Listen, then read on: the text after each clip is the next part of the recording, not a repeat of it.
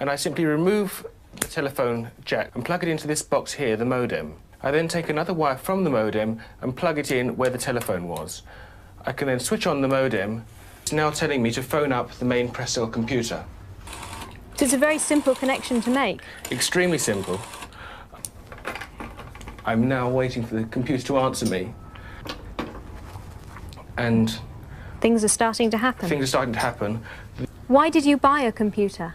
Well, I was very interested in the new technology and didn't want to be left behind. I don't think it's only for the youngsters at school now. I think us older ones will have to learn a lot about it.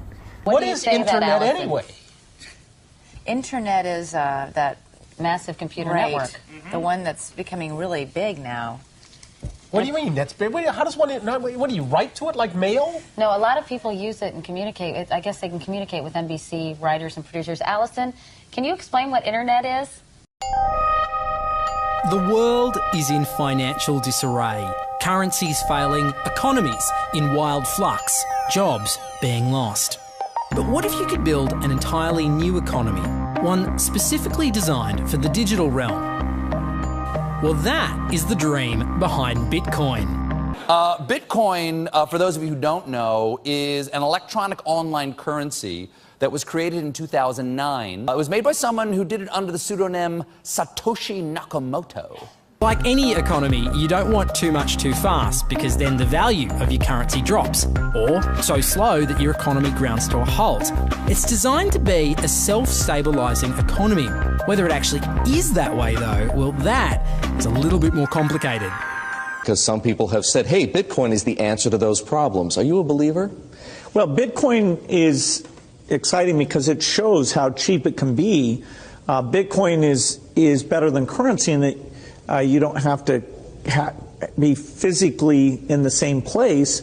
And, of course, for large transactions, currency can get pretty inconvenient. And what is Bitcoin? Bitcoin is a currency on the internet. I sent 100 euros worth of Bitcoin from here in Tokyo directly to you guys through this camera, through the network, through the TV, right into your home. If I had tried to do that, send you the money with a traditional bank, it would have taken several days and probably cost 30 euros. I just did it right now with Bitcoin instantly, basically for free, and didn't have to ask anybody for permission. I didn't need a bank, I didn't need a government, I didn't need anybody. I just needed myself and you and our smartphones to do it. That's the power of Bitcoin. Wall Street is fraud, America is fraud, the world is fraud, banks are fraud, central banks are fraud. We live in an era of fraud. It's all based on fraud, and they get a percentage of the fraud. That's the business model. To suggest that there is any moral or ethical aspect to anything that's going on now is to be completely naive about the fact that we live in an era dominated by financial terrorists,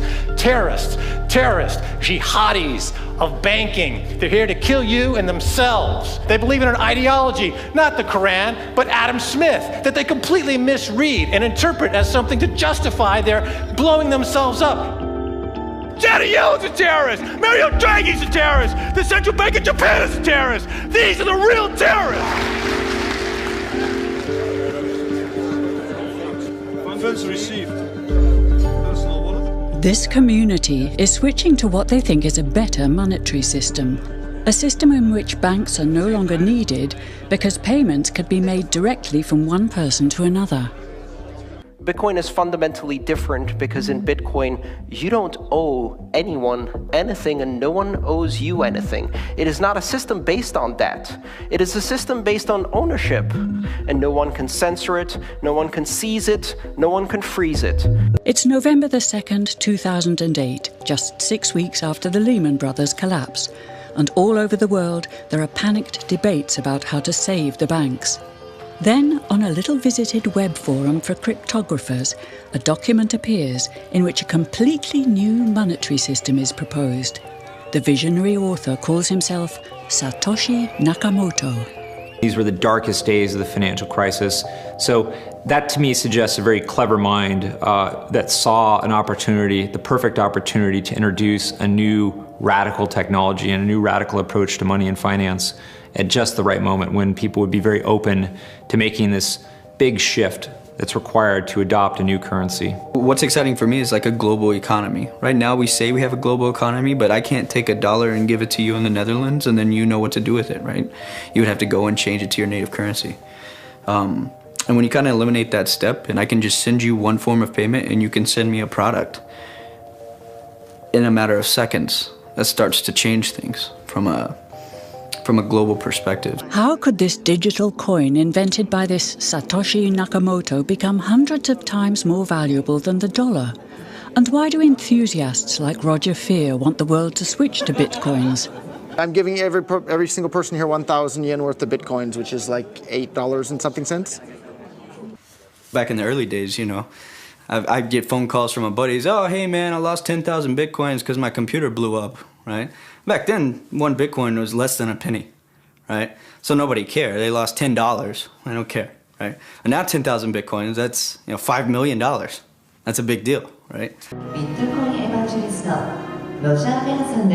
I think a lot of people are underestimating the way in which Bitcoin and the blockchain are going to change the power structures in society in general. I mean, I grew up in the US and I see all these people like, yeah, nuke everybody in the Middle East and kill them all. And then they have the former Secretary of State, Madeleine Albright, on 60 Minutes, one of the most popular news shows in the US. And they asked her, they said, like, there's reports that more than 500,000 Iraqi children have died as a direct result of US sanctions. And she looks back at her with a straight face and she goes, it was a really tough decision, but I think that it was worth it. Worth murdering 500,000 kids because of what the government did? And I apologize for crying, but it just disgusts me from my core when I see government people murdering people around the world. It's not just theoretical. These are real people with real lives. And it's real people, and Bitcoin has the power to undermine everything they're doing to people around the world. And I'm sorry for shouting, but it just disgusts me what these people in government do. And they do it through central banking and through the control of the money supply, and Bitcoin takes that away from them.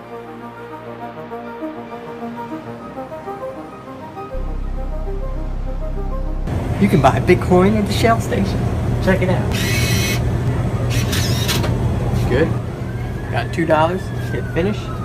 Oh. $2 Bitcoin. Just like that.